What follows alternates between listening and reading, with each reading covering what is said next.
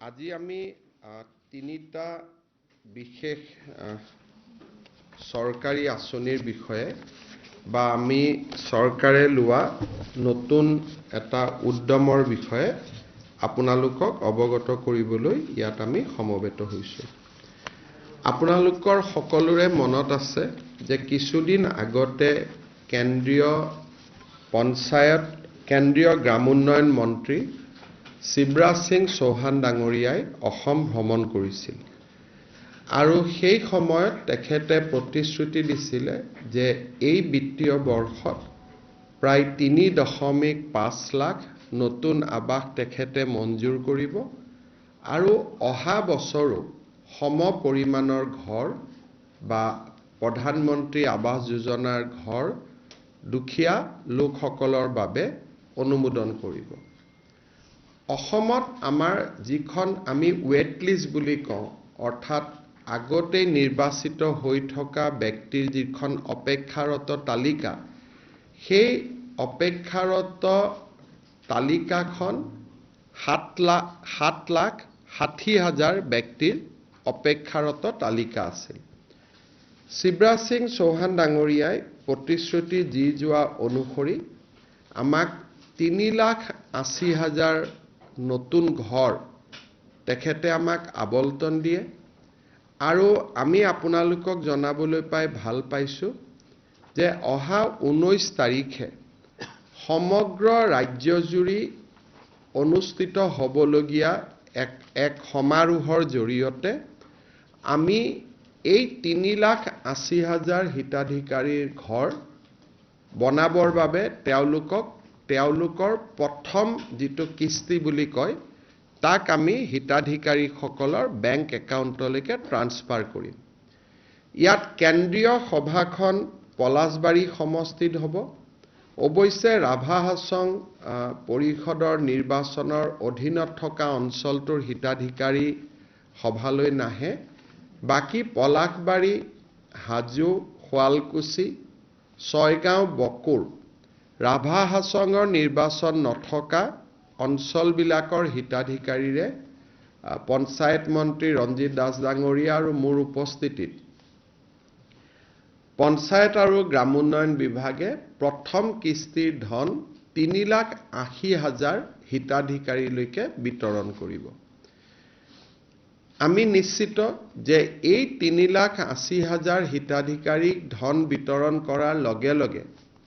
April May মাহত আমি আৰু ৩,৮০,০০০ হিতাধিকাৰীৰ বাবে ভাৰত চৰকাৰৰ পৰা অনুমোদন লাভ কৰিম আৰু অসমত ৭,৬০,০০০ আৰু সৰ্বমুঠ প্ৰধানমন্ত্ৰী আৱাস যোজনাৰ অধীনত প্ৰায় ৩০ লাখ পৰিয়ালে প্ৰধানমন্ত্ৰী আৱাস যোজনাৰ ঘৰ পাবলৈ সক্ষম হ'ব। ইতিমধ্যে প্ৰায় ২২ লাখ পৰিয়ালে ঘৰ পাইছে বা ঘৰ নিৰ্মাণৰ কাম চলি আছে। এতিয়া ইয়াত এটা নতুন প্ৰশ্ন সদায় থাকে যে বহু দুখীয়া মানুহে কয় যে আমি ঘৰ পাবলৈ এতিয়াও বাকী আছো। অসমত ৬২ লাখ পৰিয়াল আছে। ৬২ লাখ পৰিয়ালৰ ৩০ লাখ পৰিয়ালে প্ৰধানমন্ত্ৰী আৱাস যোজনাৰ ঘৰ পোৱাৰ পিছত আমি ভাবোঁ যে এতিয়াও ৪-৫ লাখ দৰিদ্ৰ লোকে ঘৰ পোৱাৰ প্ৰয়োজনীয়তা আছে। এই ঘৰ পাবৰ কাৰণে আমি প্ৰথম প্ৰক্ৰিয়াটো হ'ল যে মানুহজনৰ ঘৰটো যে কেঁচা ঘৰ তাক প্ৰমাণ কৰিবৰ কাৰণে এটা জিঅ' টেগিং কৰিব লাগে আৰু জিঅ' টেগিং কৰাৰ পিছত যেতিয়া ই ভাৰত চৰকাৰৰ ওচৰলৈকে যায়, ভাৰত চৰকাৰে বিভিন্ন টেকনলজিৰ আধাৰত তাক নিশ্চিত কৰে যে এই মানুহজনৰ ঘৰটো কেঁচা ঘৰ হয় নে নহয় আৰু কেঁচা ঘৰ হ'লে তেখেতক এখন তালিকাত অন্তৰ্ভুক্ত কৰে আৰু পৰ্যায়ক্ৰমে এই ঘৰ তেওঁলোকক আগবঢ়াই গৈ থাকে। অহা বছৰ এপ্ৰিল-মে মাহত আমি ৩,৮০,০০০ ঘৰ পোৱাৰ লগে লগে আমি ২০১৮-১৯ চনত যিখন তালিকা বনাইছিলোঁ সেইখন এক্সজষ্টেড হৈ যাব। তাত আৰু এজনো ৱেট লিষ্টত মানুহ নাথাকিব তথাপিতো বহুত লোকে ঘৰ নোপোৱাকৈ থাকি যাব সেইবাবে আমি ভাৰত চৰকাৰৰ পৰা এটা অনুমতি ললো যে আমাক আকৌ এবাৰ জিঅ' টেগিং কৰাৰ কাৰণে অনুমতি দিয়ক কিবা কাৰণত যদি কোনোবা বাদ পৰি গৈছে আমি তেওঁলোকক শেষবাৰৰ কাৰণে এটা জিঅ' টেগিং কৰিব পাৰিম কিন্তু জিঅ' টেগিং কৰিলে সাধাৰণতে গাঁৱৰ মানুহে আমাক আপত্তি কৰে যে পঞ্চায়ত আৰু গ্ৰামোন্নয়ন বিভাগৰ কৰ্মচাৰীসকলে 25-30 হাজাৰ টকা দাবী কৰে আৰু তেওঁলোকক যদি টকা দিয়া নহয় তেওঁলোকে দৰিদ্ৰ দুখীয়া মানুহৰ ঘৰ জিঅ' টেগিং নকৰে অভিযোগ কিমান সঁচা কিমান মিছা তাক আমি অনুসন্ধান কৰিব খোজা নাই কাৰণ বহু অভিযোগ সঁচা হলেও তাৰ প্ৰমাণ নাথাকে প্ৰমাণ নাথাকিলে চৰকাৰে ব্যৱস্থা ল'ব নোৱাৰে সেইকাৰণে আমাৰ সদায় লক্ষ্য আছে যে ইমপ্ৰুভমেন্ট অফ দা সিস্টেম ব্যৱস্থাৰ পৰিৱৰ্তন হ'ব লাগে যাতে ব্যৱস্থাৰ পৰিৱৰ্তনত দুৰ্নীতি বা দৰিদ্ৰ মানুহক প্ৰবঞ্চনা কৰাৰ যিখিনি ক্ষমতা হি যাতে একেবাৰে সীমিত হৈ পৰে যে কৰিব খুজিলেও কৰিব নোৱাৰে সেইবাবে এইবাৰ আমি জিঅ' টেগিঙৰ এটা নতুন ব্যৱস্থা আৰম্ভ কৰিছো এইবাৰ প্ৰথম জিঅ' টেগিংটো আমাৰ গাঁৱৰ মহিলা আত্মসহায়ক গোটসকলক যোনে পৰিচালনা কৰে জীৱিকা সখী বাইদেউসকলৰ দ্বাৰা আমি প্ৰথম জিঅ' টেগিংটো কৰাম লোকসভা নিৰ্বাচনৰ সময়তো মই ৰাইজক প্ৰতিশ্ৰুতি দিছিলো যে আমি আত্মসহায়ক গোটৰ সুবিধা লৈ এইবাৰ আমি জিঅ' টেগিং কৰাম সেইকাৰণে আমি এইবাৰ নিয়ম কৰিছো যে গাঁৱৰ জিঅ' টেগিং প্ৰথম ডিপাৰ্টমেন্টৰ কৰ্মচাৰীয়ে নকৰে আমাৰ জীৱিকা সখী বাইদেউসকলে আত্মসহায়ক গোটসকলৰ পৰা উপযুক্ত সহায় লৈ তেওঁলোকে প্ৰথম জিঅ' টেগিংটো কৰিব এইটো ভাৰতৰ ভিতৰতে অসমত প্ৰথমবাৰ আমি আৰম্ভ কৰিছো যে ডিপাৰ্টমেন্টে জিঅ' টেগিং নকৰে আত্মসহায়ক গোটৰ বাইদেউসকলে ঘৰে ঘৰে লৈ যাব আৰু জীৱিকা সখী বাইদেউসকলে জিঅ' টেগিং কৰিব আৰু তাতো আমি নিয়ম কৰিছো যে সেইখন গাঁৱৰ জীৱিকা সখী বাইদেৱে টেগিং নকৰে ওচৰৰ গাঁওখনৰ পৰা আহিহে তেওঁ টেগিং কৰিব দ্বিতীয়তে ইমানখিনি কৰাৰ পিছতো বহুতে ক'ব পাৰিব যে নহয় মোৰ তথাপিতো জিঅ' টেগিং নহল এইবাৰ আমি আৰু এটা ব্যৱস্থা কৰিছো সেলফ জিঅ' টেগিং অৰ্থাৎ মোৰ ঘৰটো মই নিজে জিঅ' টেগ কৰি দিব পাৰো মোৰ ঘৰটো কেঁচা ঘৰটোৰ মই ফটোখন লৈ মই নাম এড্ৰেছ লৈ জিঅ' টেগিং কৰি দিব পাৰো তাৰমানে আমি দুটা নতুন কাম কৰিলো এটা হল সেলফ জিঅ' টেগিং অৰ্থাৎ নিজেই নিজৰ ঘৰটোক জিঅ' টেগ কৰি দিব পাৰিব আৰু আত্মসহায়ক গোটৰ বাইদেউসকলৰ সহযোগত জীৱিকা সখী বাইদেউসকলে জিঅ' টেগিং কৰি দিব আৰু কোনোবাই যদি এই ক্ষেত্ৰত টেকনলজি নাজানিব জিঅ' টেগিং কৰিব নাজানে গাঁৱৰ কোনোবা মানুহে যদি দুখীয়া পৰিয়ালটোক সহায়ো কৰি দিয়ে জিঅ' টেগিং কৰিবৰ কাৰণে আত্মীয়ও জিঅ' টেগিং কৰি দিয়ে মই বিধৱা মানুহ মই নিজে নোৱাৰো কিন্তু ডেকা ল'ৰা এটা গাঁৱৰ মাটি আনি মই কলো যে মোৰ ঘৰটো জিঅ' টেগিং কৰি দিয়ক তেওঁ তাতো জিঅ' টেগিং কৰিব পাৰিব অসমত প্ৰথমবাৰৰ বাবে আমি এই ধৰণৰ ব্যৱস্থা হাতত লৈছো যেতিয়া সকলো জিঅ' টেগিং হৈ যাব শেষত মাত্ৰ পঞ্চায়ত ডিপাৰ্টমেন্টৰ মানুহখিনিয়ে গৈ এটা চেকিং কৰিব যে এওঁলোকে জিঅ' টেগিং কৰবাত পকা ঘৰ এটাও জিঅ' টেগিং কৰি দিয়া নাইতো অৰ্থাৎ ফাইনেল চেকিংটোহে পঞ্চায়ত ডিপাৰ্টমেন্টৰ মানুহে কৰিব জিঅ' টেগিংটো বাইদেউসকলে কৰিব জীৱিকা সখীসকলে কৰিব বা নিজে কৰিব কিন্তু ফাইনেল চেকিংটো আমাৰ পঞ্চায়ত গ্ৰামোন্নয়ন বিভাগৰ কৰ্মচাৰীয়ে কৰিব কিন্তু তাৰ পিছতো যোনে জিঅ' টেগিং নকৰক কিয় আমি আৰু এখন গাঁও সভা কৰিম গাঁও সভাই অনুমোদন জনাব গাঁও সভাই অনুমোদন জনোৱাৰ পিছত ব্লক পৰ্যায়ত এখন কমিটি থাকিব তেওঁলোকে অনুমোদন জনাব আৰু জিলা পৰ্যায়ত অভিভাৱক মন্ত্ৰী সহিতে এখন কমিটি থাকিব তাতে অনুমোদন জনোৱাৰ পিছতহে ফাইনেলি আমি ভাৰত চৰকাৰক জনাই দিম যে ইমান আমাৰ জিঅ' টেগিং হ'ল পৰৱৰ্তী সিদ্ধান্ত ভাৰত চৰকাৰে ল'ব আৰু এই গোটেই ব্যৱস্থাটোৰ জৰিয়তে মই বিশ্বাস কৰোঁ যে এইবাৰ অসমৰ সকলো দুখীয়া মানুহে প্ৰধানমন্ত্ৰী আৱাস যোজনাৰ ঘৰৰ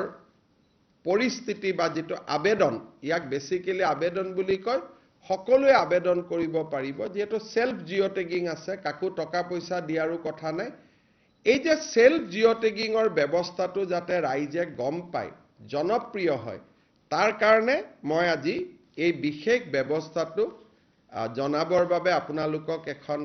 সাংবাদিক মেলৰ জৰিয়তে আহ্বান কৰিছিলোঁ। মোৰ ইয়াৰ পিছত আৰু দুটা টপিক আছে, কিন্তু মই আমাৰ পঞ্চায়ত গ্ৰামোন্নয়ন বিভাগৰ প্ৰধান সচিব জন এক্কা ডাঙৰীয়াক অনুৰোধ কৰিম যে অকণমান এই অন্বেষা মানে যিটো আমি আৱাস পৰ্টেল কৰিছোঁ, এই আৱাস প্লাছ আৰু আৱাস পৰ্টেলটোনো কি, এই বিষয়ে তেখেতে আপোনালোকক জনাব। মই গাঁৱৰ ডেকা ল'ৰাসকলকো আহ্বান জনাম যে আপোনালোকেও দুখীয়া দৰিদ্ৰ মানুহক যিটো self loaded portal, self load কৰিব পাৰি, আপোনালোকে সহায় কৰি দিয়ক, সকলোৱে যাতে এটা সুবিধা পাব পাৰে। আৰু আমি চিন্তা এইকাৰণে কৰা নাই, 30 লাখ মানুহৰ নামটো নিজে নিজে মাইনাছে হৈ যাব, তেওঁলোকে আগত ঘৰ পালেই। গতিকে এই গোটেই ব্যৱস্থাটোৰ ফলত হয়তো 5 লাখৰ জেগাত 7 লাখ জিঅ' টেগিং হ'ব। সেইটোত আমি একো চিন্তা কৰা নাই। প্ৰধানমন্ত্ৰী ডাঙৰীয়াক অনুৰোধ কৰি যিকেইটা ঘৰ লাগে আমি আনিম। মই এক্কা ডাঙৰীয়াক অনুৰোধ কৰিম যে তেখেতে এটা প্ৰেজেণ্টেশ্যন দিয়ক, তাৰ পিছত কিবা প্ৰশ্ন থাকিলে মই আপোনালোকক উত্তৰ দিব পাৰিম। মাইক লৈ লওঁ।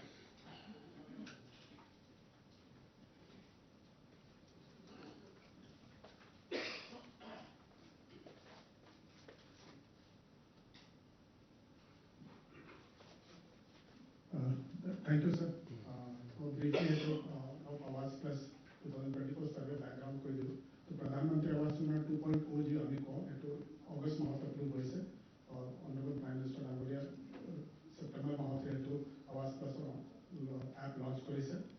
আমি ইয়াতে দুটা বস্তু আছে, এটা এছিষ্টেড চাৰ্ভে, এটা সেল্ফ চাৰ্ভে আছে। ছাৰে সেল্ফ চাৰ্ভে কথা কৈছে। এছিষ্টেড চাৰ্ভে মানে যি বেনিফিচিয়াৰী নিজে সেল্ফ চাৰ্ভে কৰিব নহয়, তেখেতক আমি এছিষ্ট কৰিবলৈ এছিষ্টেড চাৰ্ভে ব্যৱস্থা আছে। But before that, যেনে আমাৰ মুখ্যমন্ত্ৰী মহোদয়ে কৈছিলে, in Assam we are through the help of SHG আমি সেইটো চাৰ্ভে কৰিব লৈছোঁ and এইটো পৰ্টেল বনাইছোঁ, তাত পৰ্টেল নেম ইজ অন্বেষা। এতিয়ালৈকে আমি যে প্ৰথম যে চাৰ্ভে হৈছিলে 2023 আমি টাৰ্গেট পাইছোঁ 20,51,000, তাৰ ভিতৰত অলমষ্ট 90,70,000 অলপ ঘৰ কমপ্লিট কৰিছোঁ। 24-25 আমি এতিয়ালৈকে 5,59,000 টাৰ্গেট পাইছোঁ। Sanction 5,03,000 হৈছে। ছাৰে কৈছে 3,88,000 ইয়াৰ ভিতৰত সোমাই আছে, তেখেতক 19th এইটো sanction লৈকে দিয়া হ'ব। So that would be there. Since 2016 এতিয়ালৈকে 90,94,000 ঘৰ কমপ্লিট হৈছে। প্ৰথম যেতিয়া 2011 চাৰ্ভে হৈছে, তাতে পাৰ্মানেণ্ট লিষ্টত আমাৰ 50,79,000 আছিলে, তাৰ ভিতৰত 50,04,000 sanction হৈছে and 40,74,000 কমপ্লিট হৈছে। 2018 যে আমি সার্ভে করেছিলো আৱাস প্লাস সার্ভে বুলি কৈছিলো, তাতে আমি পার্মানেন্ট লিষ্টত 40,85,000 আছিলে। এতিয়ালৈকে আমি অলরেডি 11,06,000 পাইছো, তাৰ ভিতৰত 10,45,000 স্যাংশন কৰিছো আৰু এতিয়ালৈকে 5,20,000 কমপ্লিট হৈছে। এতিয়া যে আমি টাৰ্গেট দিন পাবলগীয়া আছে অহা বছৰ the bottom 3,78,000 is the target that we likely to get in the next year, next financial year. This is the target, এতিয়া 3,88,000 distribution হ'ব। On 19th March, this is the number that is there. এইটো আমি LSC wise number আমি ইয়াতে বনাই দিছো, কোন কোন LSC কিমান এইটো হ'ব। Now আমি এইটো যে অন্বেষা বুলি যে কৈছো, আমাৰ যে পৰ্টেল বনাইছো, এইটো আমি কেনে কৰিছো 2011 সার্ভে হৈছে।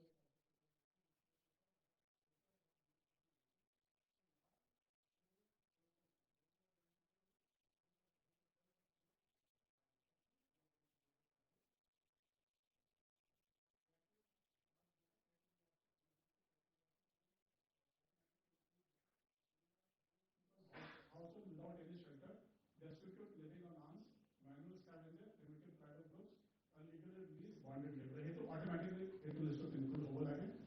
And those who are exclude kone hobo, motorized, jar ghar motorized 3-wheeler, 4-wheeler asset, mechanized 3-wheeler, 4-wheeler agriculture equipment asset, kisan credit card 50,000 BC asset, household having government employees, household having non-agriculture enterprise registered with the government or family income 15,000 के बेसी होगा ये तो आगे 10,000 आसले paying income tax, paying professional tax, agriculture land with more than 2.5 acres irrigated land and with 5 acre okay unirrigated land আছে ताकि बेसी आसले exclude होगा as per আমি যেটা গভর্নমেন্ট বিচাৰিছো আমি কাঁচা ঘৰৰ কাৰণে এটা আমাৰ বাকি স্টেটত কি হয় tin roof থাকিলে তেখেতে পাকা ঘৰ মানিব but in case of Assam they have accepted that tin roof হলে because we have lot of rain here so তেখেতে যদি দিৱাৰ কাঁচা হলে তেখেতে কাঁচা ঘৰ মানি লৈছে this is the definition of what is a pakka wall আমি এটো ইয়াতে দি দিছো আমি আপোনালোকক শেয়াৰ কৰি দিম পাছত and in case of tea garden also the people who are staying in tea garden but the company they have ghor ase তেখেতে house homeless হিসাবে ধরা হবো কিন্তু এটা কমপ্লিট কোয়ার্টার রিজর্ভ নহয় তো তেখেতে দিয়া যাব তাতে পার্মানেন্ট এন্ড টেম্পোরারি ওয়ার্কারও কানে এবার যদি সার্ভে করে আমি ইনক্লুড করলাম so they also be included in this is the timeline আমার অলরেডি হেতু ক্ষেত্ৰত অ্যাওয়ারনেস আমি অলরেডি স্টার্ট করেছো 8 মার্চত সভা হয়েছিল তারপরে স্টার্ট করে দিছো और এতিয়া যি সখী সকল আছে তেখেতে সার্ভে 17 মাৰ্চৰ পৰা স্টাৰ্ট কৰি দিব আমি 9 দিনৰ সময় লৈছো এটো and in every gram panchayat there will be 2 to 3 sakhis who will do this survey eto survey is a list hobo eto list of gram sabha present kora hobo gram sabha eto sabo ki kono ineligible manu to tat hoy joa nai eto jodi ineligible manu ase na already permanent ago list of tekar include hoy ase tekar naam kata hobo tar se eto list public display kare diya hobo tar pasat we have a block level committee as well as district level committee tekata sabo tekata sa eto list vetting koribo A to vet for a list jo hobo. This is the list.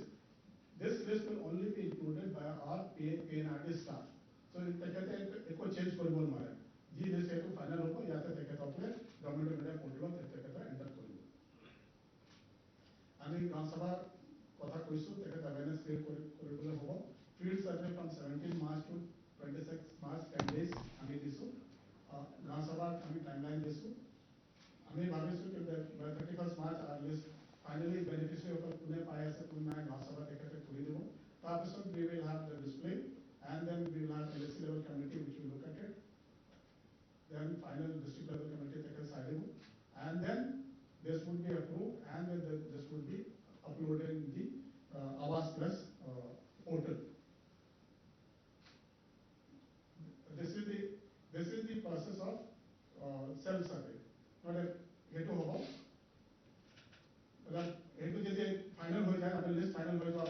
then this is the surveyor who will enter it this is the process that will be there for uploading it they will not be able to make any changes here the list final hoy se hetu list tekete apne yate upload koribo government media portal when the sakhi will go to do a survey this is the questionnaire that she will ask there in the field so that and she will enter in the portal but we to ensure that tekete bhul entry korana hai there will also form which will be she will fill up there and yate tekete sign koribo benefit signature hobo and this also she will upload there so that there is no dispute later on paso hetular dispute no ha ki no sakhi bhai bhul ke ta data upload kori dile mo to ghar pakka no ha kaisa ase tekete bhul kore so hetu no ha so for that we have double checking koribo eto form of dispute so this is the timeline and I will talk to you about self survey bostumer koiso self survey can be done by any beneficiary whoever wants to upload their information in the system so they will do directly in government media portal but hetu final no hoy tekete jane ami assistant survey pasot jodi ami verify kore he dhore tekete hokol verify hobo pasot government amar PNRD staff lag loi field ko verify koribo tekete je nije data upload korise eto hosa ke kaisa ghar ase tekete pata ghar mane data upload korise so this will be done আমাৰ self সাৰ্ভেটো government of ইন্ডিয়াৰ পোৰ্টেলত যে হ'ব হেতু এডভাৰ্টাইজত পোৰ্টেলৰ নামটো দি দিব so this is the written there self survey mode and Awas Plus self survey can be done by either a member of a beneficiary household ya to self survey korte face authentication hobo Aadhaar hobo lage the first part of the survey requires gathering personal information of all the household members including their Aadhaar numbers mobile numbers and socio-economic data this time government of India is very particular that the beneficiary hobo tekata Aadhaar hobo lage because through Aadhaar they pass check koribo কি সঁচাকৈ এই মানুহবিলাক দুখীয়া হয় নে নহয় so এবাৰ আমি কোনো এনেকৈ ভাবি লৈছোঁ যে আমি ডেটা আপলোড কৰিলে আমি ঘৰ পাই যাম এইটো বেকএণ্ডত আধাৰ যোগেদি এইটো ভেৰিফিকেশ্যন হ'ব নাও our Aadhaar is linked to all our transactions, বস্তুবিলাক প্ৰপাৰ্টিবিলাকৰ লগত লিংক হৈ আছে এইটো কাৰণে ইয়াতে আমি বেছি ফাৰ্জি কৰিবলৈ স্কোপ নাথাকে The self-survey will be corroborated by the designated surveyor. Then once uploaded, the self-survey will be made available for the surveyor to check. After that, there will be a Gram Sabha, which will again look at it. Gram Sabha approved class asote, then that will be uploaded, and then appellate authority will give a final approval, and this will then be added in the list. Self-survey, ক্ষেত্ৰত আমি কৈছোঁ who will conduct it, beneficiary himself or তেখেতৰ family member কৰিব পাৰিব. Aadhaar based eKYC and face authentication hobo lagibo. Data should be uploaded, entered by the beneficiary. Verification will have to be done by the surveyor, and this will again be approved by the Gram Sabha. In case this, we are saying third Gram Sabha because first Gram Sabha was awareness, second Gram Sabha is Sakhi, this one is a verify formula, and this is the third Gram Sabha. So this has been great, sir. This was on the 19th program that I've already told you about. So, আপোনালোকে বুজি পালে যে 17ৰ পৰা 31 মাৰ্চলৈকে এটা অসমত বিশাল অভিযান এটা হ'ব বাতৰি কাকতত বিজ্ঞাপনত আমি বুজাই দিম যে সেলফ কেনেকৈ কৰিব লাগে সেলফ এসেসমেন্ট বা সেলফ লোডিং জীৱিকা সখীয়ে কৰিব ব্লক ডিস্ট্ৰিক্টে এপ্ৰুভ কৰিব আমাৰ যেটো পঞ্চায়তৰ কৰ্মচাৰীসকলৰ ভূমিকা একেবাৰে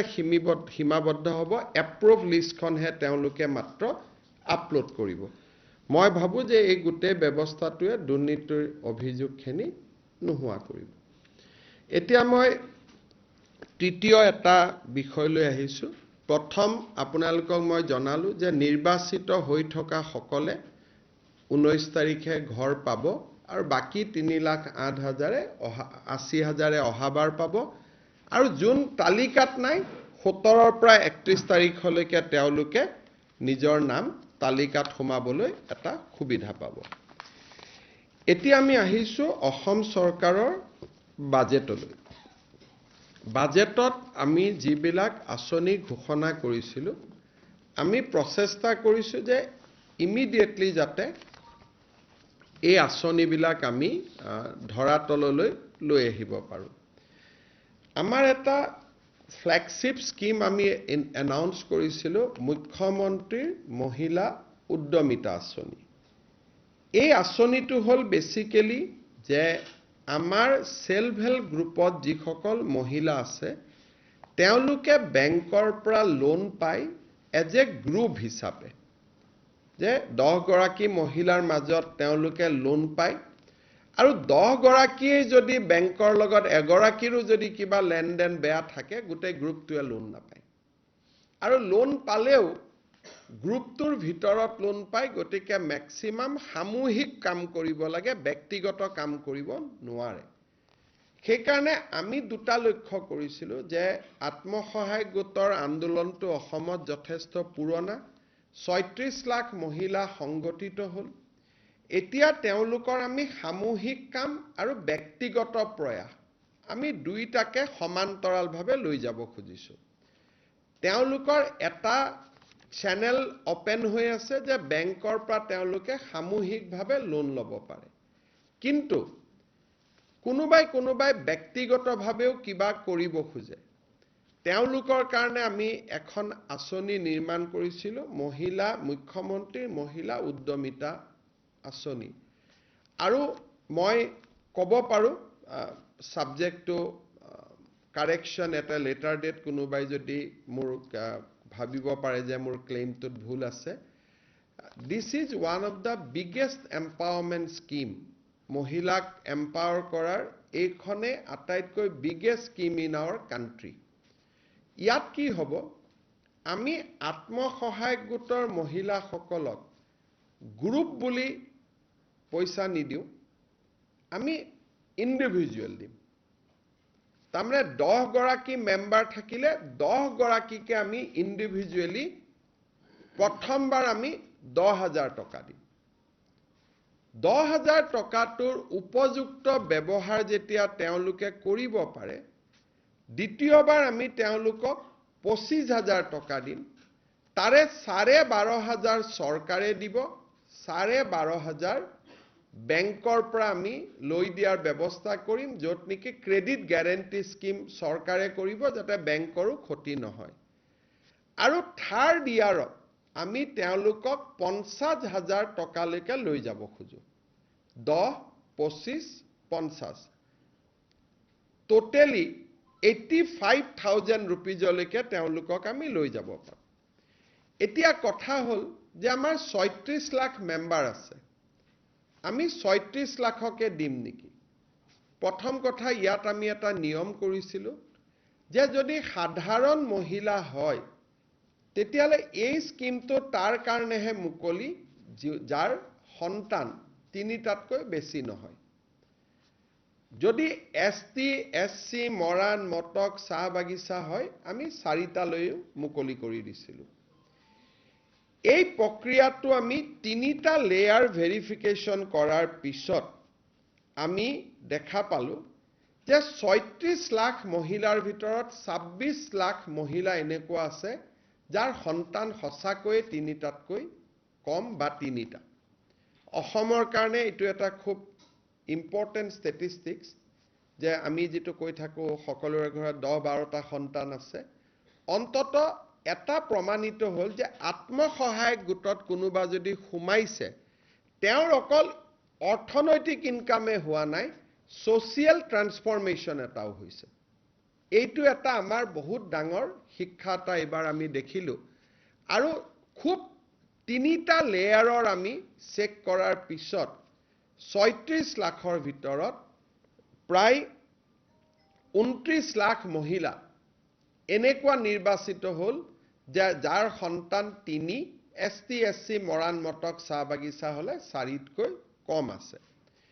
ইয়াত দুটা আৰু আমি ইম্পৰ্টেন্ট পইণ্ট লগাইছিলো যে মহিলা উদ্যমিতা কৰিব কিন্তু ঘৰত যদি ছোৱালীক স্কুলত নপঠোৱাকৈ ৰাখি থৈ দিয়ে তেতিয়ালেতো তেওঁক উদ্যমী মহিলা বুলি আমি ক'ব নোৱাৰো গতিকে সেকেন্ড আমি চেকআপ কৰিছিলো যে মহিলা গৰাকী লৰা ছোৱালী স্কুলত গৈছে না নাই বিশেষকৈ ছোৱালীজনী যদি লৰা আৰু ছোৱালী যদি স্কুলত যোৱা নাই বিশেষকৈ ছোৱালীজনী যোৱা নাই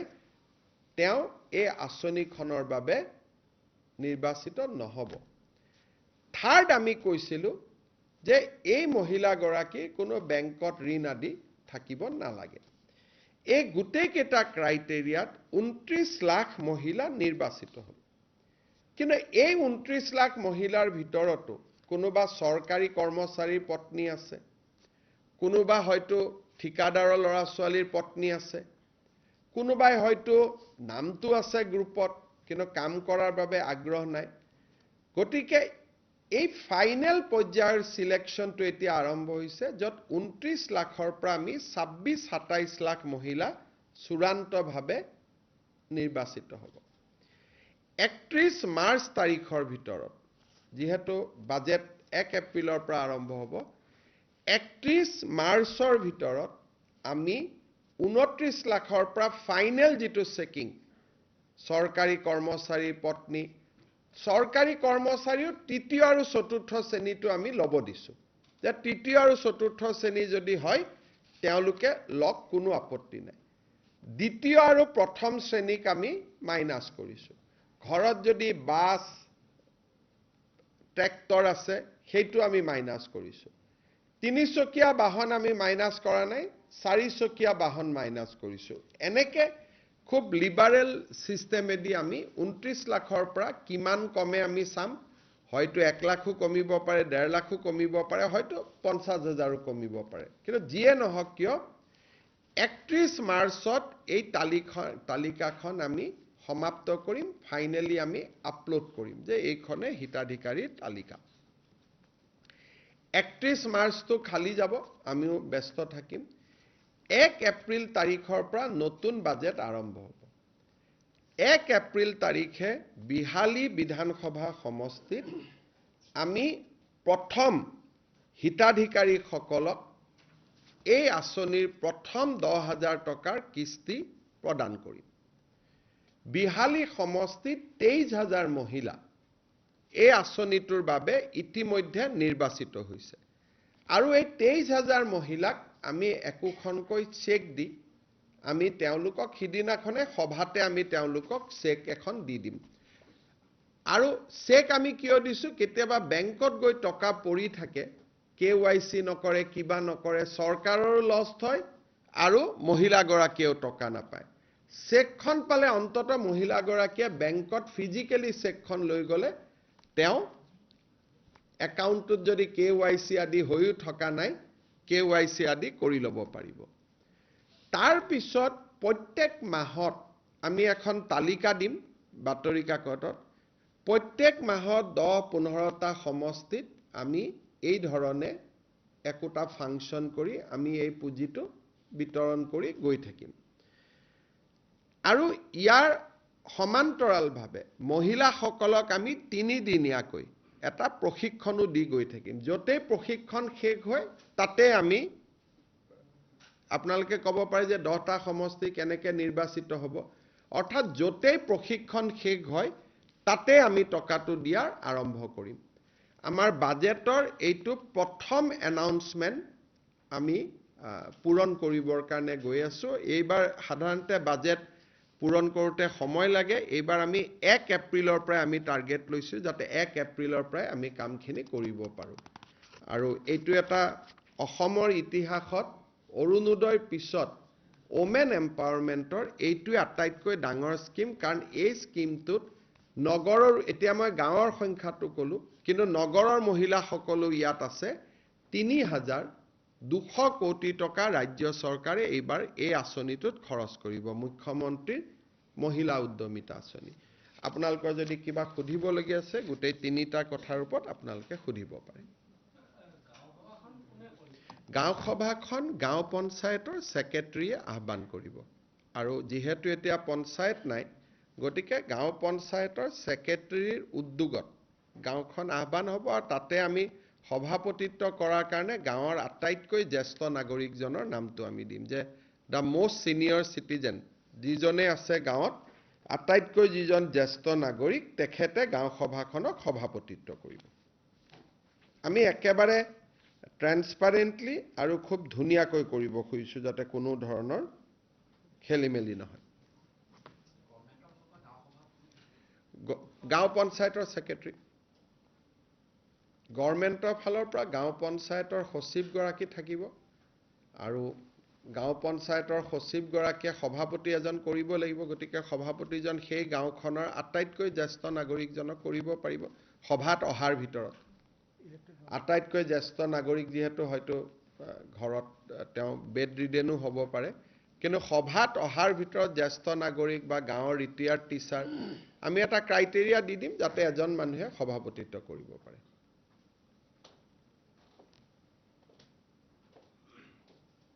মুখ্যমন্ত্ৰী মহোদয় মোৰ এটা বেলেগ প্ৰশ্ন এটা পলিটেকনিকৰ যিখিনি অব্যাহতি দিয়া হৈছে প্ৰবক্তা তেওঁলোকে আপোনাৰ হস্তক্ষেপ বিচাৰিছে আৰু তেওঁলোকে কৈছে যে শিক্ষামন্ত্ৰীয়ে যিখিনি কথা কৈছে তেওঁলোকে বিশ্বাস লোৱা নাই তেওঁলোকে অংশকালীন বুলি কোৱা হৈছে কিন্তু তেওঁলোকে দুটা কথা তেওঁলোক আপোনাৰ মুঠতে হস্তক্ষেপ দিছে মই বুজাই দিছো 2017 চনত আমি পলিটেকনিক আৰু ইঞ্জিনিয়াৰিং কলেজত 370 গৰাকী অধ্যাপক অধ্যাপিকাক অংশকালীন হিচাপে আমি নিযুক্তি দিছিলো সেইটো আৰু সত্য অসত্যৰ কথা নাই সবৰ হাতত কাগজখনে আছে আৰু তেওঁলোকক পাৰ ক্লাছ হিচাপত বেতন দিয়া হৈছিল যে যিমানটা ক্লাছ কৰিব সিমানটা বেতন দিব তাৰ পিছত আমি তেখেতসকলক এটা প্ৰক্ৰিয়াৰ মাজেৰে কিছুক আমি এবজৰ্ভ কৰিলো আৰু এনেকে কিছুৱে ৰিজাইন দিও গুছি গল 67 গৰাকী ৰিজাইন দিলে আৰু আমাৰ যেটো প্ৰক্ৰিয়াৰ মাজেৰে 133 গৰাকীয়ে সৰকাৰি চাকৰি পালে আৰু কিছুক ৰেগুলেশন 3F টো লোৱা গল এতিয়া প্ৰশ্নটো হল যে এই পলিটেকনিকৰ শিক্ষকসকলে গুৱাহাটী উচ্চ ন্যায়ালয়ত গল যদি কোৰ্টত নগলে হেতেন আমাৰ লগতে কথাটো থাকিলেতেন কথাটো বেলেগ আছিল কোৰ্টত তেওঁলোকে গল আৰু কোৰ্টত তেওঁলোকে এটা আদেশ ললে গভৰ্ণমেণ্টৰ বিপৰীতে যে তেওঁলোকক চাকৰিৰ পৰা গুচাব নোৱাৰিব কিন্তু গুৱাহাটী উচ্চ ন্যায়ালয়ে তেওঁলোকক এটা সিদ্ধান্ত দিলে অৱশেষত যে নহয় কোনো কন্ট্ৰেকচুৱেল টিচাৰ চৰকাৰে ৰেগুলাৰ কৰিব নোৱাৰে। অৰ্থাৎ মই যিটো বিধানসভাটো কৈছিলোঁ এইটো উচ্চ ন্যায়ালয়ে এটা গুৰুত্বপূৰ্ণ জাজমেণ্ট দি ক'লে যে চৰকাৰৰ এইটো অধিকাৰেই নাই কাকো ৰেগুলাৰাইজ কৰা। গতিকে তেওঁলোকৰ জাগাত নতুনকৈ এপইণ্টমেণ্ট পোৱা শিক্ষকসকলে যোগদান কৰিলে। যিসকলৰ চাকৰি গ'ল তেওঁলোকো অসমীয়া, তেওঁলোকো চোকা, আৰু যিসকলে তাৰ জাগাত চাকৰিত সোমালে তেওঁলোকো অসমীয়া, তেওঁলোকো চোকা। এতিয়া যদি এখেতসকলক মই চাকৰি দিব লাগে, যোগদান কৰাখিনিকো আকৌ উলিয়াব লাগিব, তেতিয়া তেওঁলোকে আন্দোলন কৰিব। এতিয়া মই এই গোটেই ঘটনাটো চাই পেলাই তিনিটা ব্যৱস্থা দেখিছোঁ যে আমাৰ হাজো, টিংখং আৰু মাজুলীত 3খন পলিটেকনিক হ'ব গৈ আছে। ইয়াৰ ভিতৰত যিসকলে উপযুক্ত আছে, যিমান পোষ্ট আছে, কিছুক আমি আকৌ অংশকালীন ভিত্তিত আমি ল'ব পাৰিম। কিন্তু তেওঁলোকে ফাইনেলি পৰীক্ষাত আকৌ এপিয়াৰ হ'ব লাগিব। কিছুমানে কৈছে পৰীক্ষাত এপিয়াৰ হোৱাৰ কাৰণে এজ নাই, লাগিলে আমি এজটো কণ্ডন কৰি দিম। কিন্তু 3Fত চাকৰি কৰিলে APSCয়ে নিয়মীয়া নকৰিলে চাকৰিটো যায়, সেইটো কথা সকলোৱে জানা কথা। সকলোৱে মোক কৈছে ঠিক আছে মানৱীয়তাৰ খাতিৰত 3খন নতুন পলিটেকনিক আহিছে, যাক য'ত যেনেকৈ পাৰে আমি একমডেট কৰি দিম, এজটো ৰিলেক্স কৰি দিম। কিন্তু তেওঁলোকে পঢ়া শুনা কৰি যিহেতু মেধাৱী বুলি নিজে কৈছেই, আৰু আমাৰ যিহেতু চাকৰিত ইঞ্জিনিয়াৰিং কলেজৰ প্ৰফেচাৰসকলে ইণ্টাৰভিউ লয়, তাত কোনো পলিটিকেল মানুহ নাই। গতিকে মই আশা কৰিম অন্ততঃ মেধাৰ ভিত্তিত পিছৰবাৰ তেওঁলোকে চাকৰি ল'ব। কিন্তু গভৰ্ণমেণ্টত আজিকালি ডাঙৰ কথাটো হ'ল যে মেধাক বাদ দি মৰম কৰাৰ ইয়াত কোনো স্কোপ নাই। কাৰণ যদি মৰম কৰিব যাওঁ, যোগদান কৰাখিনিক আকৌ উলিয়াই দিব লাগিব, তেতিয়া তেওঁলোকো আপোনালোকৰ ওচৰত আহিব। সেইকাৰণে মোৰ এইটোৱে কথা যে মই এজ ৰিলেক্স কৰি দিম, নতুন 3খন পলিটেকনিকক এওঁলোকক যাতে অন্ততঃ লগে লগে চাকৰিটো নাযায়, কাম কৰি থকাৰ সুবিধাও কৰি দিম। কিন্তু সকলোকে পাৰোঁ নে নোৱাৰোঁ মই নাজানো, মই চেক কৰি লওঁ। কিন্তু ফাইনেলি তেওঁলোকে পৰীক্ষা দিবই লাগিব, পৰীক্ষা নিদিয়াকৈ চাকৰি নহ'ব। এই কথাখিনি মই ভাবোঁ যে চাকৰি এটা গ'লে মনটো বেয়া লাগে, অলপ দুখো কৰে, কিন্তু পোৱা কেইজনো জেনুইনে যোনে চাকৰি পাইছে, তেওঁলোকৰ জেগাত কোনো ৰাজস্থান মহাৰাষ্ট্ৰৰ পৰা কোনো অহা নাই, অসমৰ ডেকা ল'ৰা ছোৱালীয়ে চাকৰি পাইছে। ইমানটোৱে কথা। মুখ্যমন্ত্ৰী মহোদয়, আৰু এটা প্ৰশ্ন, 2023 চনত এটা বিজ্ঞাপন আহিছিলে 5550টা শিক্ষক ওলাব তেওঁলোক অলপ ধৈৰ্যটো কম কাৰণে হোৱা নাই। অলপমান আমি কৈছোঁ যে অলপ ধৈৰ্য ধৰিব লাগে, তেওঁলোকক লগে লগে লাগে, আজিয়ে ৰিজাল্টটো লাগে। গতিকে যোনে যিমান দিন এনেকৈ ক'ব, তেওঁলোক ইমান অসহিষ্ণু হ'লে চাকৰিটো কৰিব নোৱাৰিব। সেইকাৰণে মই অলপ নিজাকৈ দেৰি কৰাই আছোঁ যে মানুহকেইজন অলপ সহিষ্ণু হওক। কাৰণ এইটো লেভেলত যদি চাকৰি কৰিব যায়, মই দুখ দিয়া নাই, ডেকা ল'ৰা মোকে 100-150কৈ ডেইলি হোৱাটছআপ কৰি থাকে। যদি মুখ্যমন্ত্ৰীক এনেকৈ হোৱাটছআপ কৰি থাকিব পাৰে, প্ৰধান শিক্ষককতো গৈ কাকো নামানিব। গতিকে সৰু ল'ৰা ছোৱালী মই অলপমান তেওঁলোকক, আমাৰে ভাই ককাই ভাই ভনী হ'ব, মই অকণমান ধৈৰ্যটো শিকাইছোঁ যে চাকৰিটো যোনে পাব লাগে পাবই। চাকৰিটোতো আমি বিধানসভাতো কৈছোঁ যে 10 অক্টোবৰত চবকে আমি দি দিম। কিন্তু আপোনালোককো লগ কৰে, মোকো লগ কৰে, ইমান এইকেইদিন ACS APSৰ কাৰণে পৰীক্ষা পঢ়িলেওতো হয়, চাকৰি পোৱাটোতো পাবই। ইমান ইম্পেচেণ্ট হৈ যায় কিছুমান ল'ৰা ছোৱালী, তাৰপিছত যোগদান কৰিলেও কয় এইটো মোৰ মতে স্কুল হোৱা নাই, এইটোত মই নাহোঁ। গতিকে আজিকালি কি যে বহুতে এইটো মোক কয়ো যে মেৰিটত চাকৰি পোৱাৰ কাৰণে কোনেও গুৰু গোসাঁই নামানেও বুলিও কয়। গতিকে আপোনালোকে মোৰ মোবাইলটো খুলিবই নোৱাৰিব, ৰাতিপুৱাই 5506 হোৱাটছআপ মাৰি দিয়ে। আৰু মই এইটো খোলোতে কোনোবা তাৰ মাজত কেঞ্চাৰ পেচেণ্ট, কাৰোবাৰ এপ্লিকেশ্যনবিলাক ডিলিট হৈ যায়। ইমান কষ্ট হয়। মোক যোনে হোৱাটছআপ দিয়ে তাত maximum cancer patient, kidney patient, medical sheet, এনেকুৱা হোৱাটছআপবিলাক আহে। ৰাতিপুৱা 11টা বজাত এই 5500ৰ হোৱাটছআপ সোমাই যায়, মই চাব নোৱাৰা হৈ যাওঁ। ডিলিট কৰি থাকোঁতে কেতিয়াবা জেনুইন হোৱাটছআপো ডিলিট হৈ যায়। গতিকে বহুত কথা ফেচ কৰি থাকিব লাগে আমি, মানে আপোনালোকক বুজাই শেষ কৰিব নোৱাৰি। সদায় ৰাতিপুৱাই 5500 আহি যায় আৰু বহুত যুক্তি দি পেলাই হোৱাটছআপ কৰে। ঠিক হয়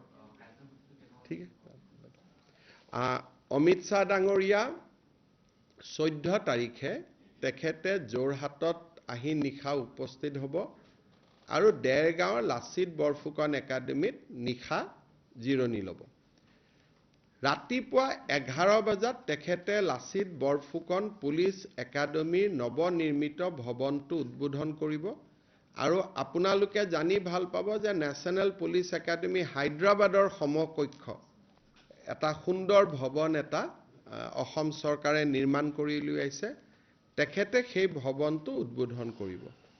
কৰি তেওঁ পুনৰ যোৰহাটলৈ গুচি যাব আৰু যোৰহাটৰ পৰা তেওঁ পোনে পোনে মিজোৰাম যাব।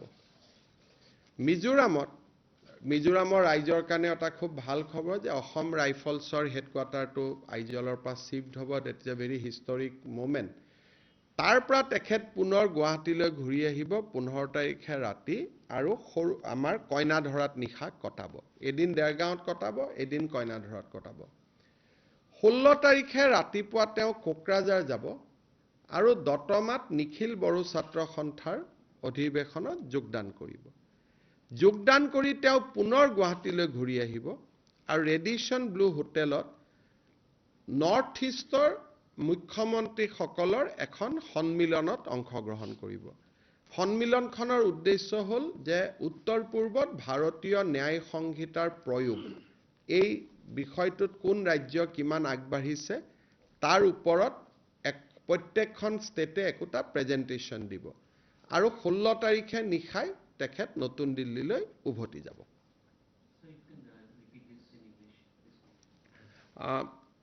Union Home Minister Shri Amit Shah ji is coming to Assam on 14th night. 15 morning he will inaugurate new buildings of Lasit Borphukan Police Academy. Thereafter he will fly to Aizol, and after attending programs at Aizol he will again come back to Guwahati and will stay overnight in Guwahati itself. On 16 morning he will address the annual conference of all Bodo Students Union who has signed peace accord with Government of India and Government of Assam in 2020. After that he will come back to Guwahati again. Afternoon he is going to have a meeting with the Chief Minister of Northeastern states, primarily to review the progress of implementation of Bharatiya Nyay Samhita. After that review meeting, 16th evening he will go back to New Delhi.